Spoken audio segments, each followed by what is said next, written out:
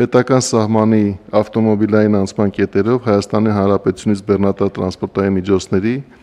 առանց կൂട്ടակային կայանատեղի մուտք գործելու մեկնման դեպքերը, առանձին բեռնատար տրանսպորտային միջոցների կൂട്ടակման կայանատեղիներից բացթողնման առաջնահերթությունները, կൂട്ടակային կայանատեղիների կազմակերպման գործունեություն իրականացնողների, հերթերի կառավարման համակարգին միանալու կարգը,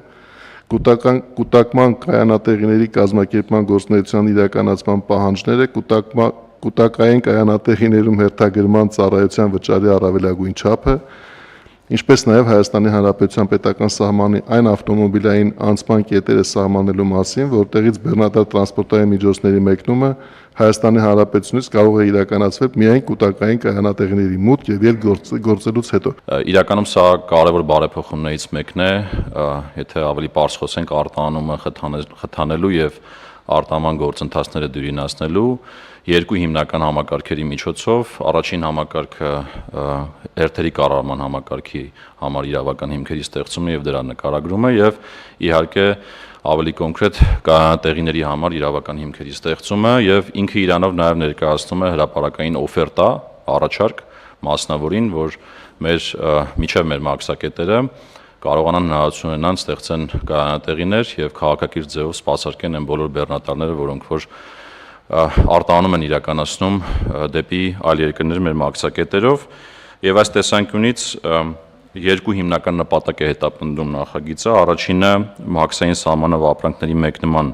գործառնությունների արագացում եւ անխոչնդոտ անցում նախնական հերթագրման եւ մեկնող տրանսպորտային միջոցի վերաբերյալ տեղեկատվության հավաքագրման միջոցով, երկրորդը պետական սահմանի անցման կետերում տրանսպորտային միջոցների կൂട്ടակումների բացառում։ Նախ նշեմ ուրեմն առաջին խումբ կարգավորումները, ինչ է իրենց ներկայացնում կൂട്ടակային կայանատեղին, դե կൂട്ടակային անվանում ենք, որովհետեւ ըստ էության կայանատեղիում պարտադիր կൂട്ടակվելու են, հետո բեռները տեղափոխվեն դեպի մաքսակետեր եւ հետեւյալ հիմնական պահանջներն են սահմանվում նախագծով, նախ ասում ենք, որ երկու մաքսակետերից խոսքը Բաղդաշանի եւ Ագարակի մաքսակետերի մասին է խոսքը, իհարկե հետագայում կարող են դրանք ընդլայնվել, ինչու այդ երկուսը, որովհետեւ դրանք ամենաշատ թողունակությունը եւ ամենաշատ բեռները հենց այդ երկու կետերով են անցնում, եթե կոնկրետ հնչեցնեմ,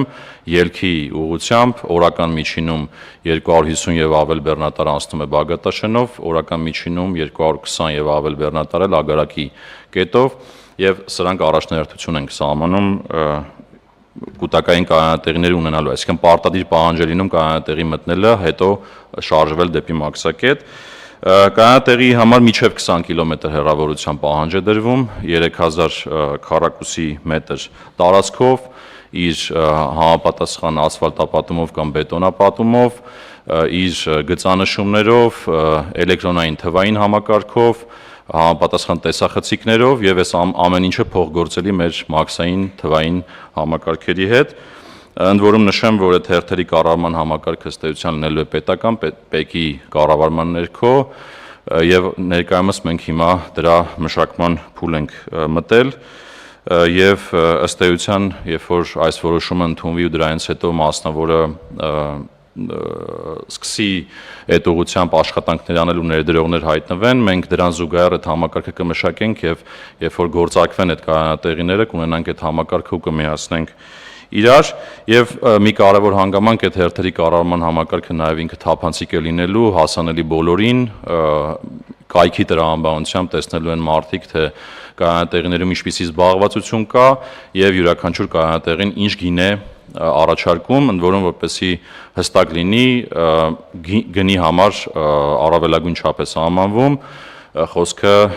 5000 դրամի մասին է, այսինքն մինչեւ 5000 դրամ ցանկացած մասնավոր ներդրող կարող է առաջարկ ներկայացնել այդ պահանջները բավարարելու դեպքում։ Նախագծով սահմանում ենք նաև որոշակի կարևոր կարգավորումներ, մասնավորապես մեկնման, այսինքն կայանատեղիից մեկնման առաջնահերթություններ,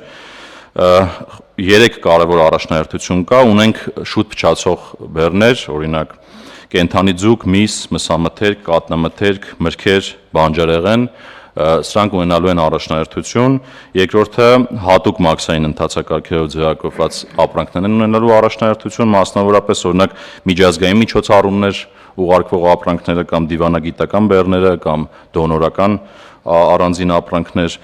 Եվ մի կարևոր առաջնահերթություն էլ լիազորված տնտեսական օպերատորները, օրինապահարկ վճարողները, որոնք ունեն հավաստագրեր, կունենան առավելություն, սա շատ կարևոր է, այսինքն հերթական առավելությունն է լինելու, եթե կլինեն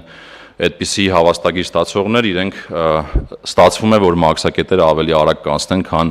մյուսները եւ հետեւաբար հորդորս նաեւ, որ բոլորը փորձեն այդ համակարգին մոտ գան եւ ստանան այդ հավաստագրերը։ Եվ իհարկե նաեւ սահմանում ենք թե տրանսպորտային միջոցները երբ կարող են չմտնել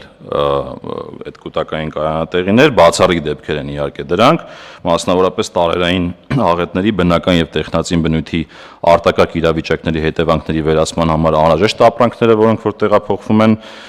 ունենք մեծ եզրաչափերով տրանսպորտային միջոցներ եւ այդպիսի փոքր այլ կարգավորումներ, որոնք կարող են առանց կայանատեղի մտնելու անցնել սահմանը եւ վերջում ամփոփելով նշեմ, որ սա միջազգային պրակտիկայում կիրառվող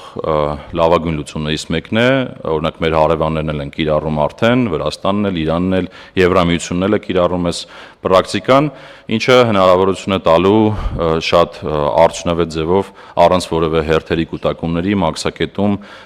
արագ անցումը ապահովել մեր բոլոր բեռների, որոնք արտահանվում են տարբեր երկրներ։ Շնորհակալություն։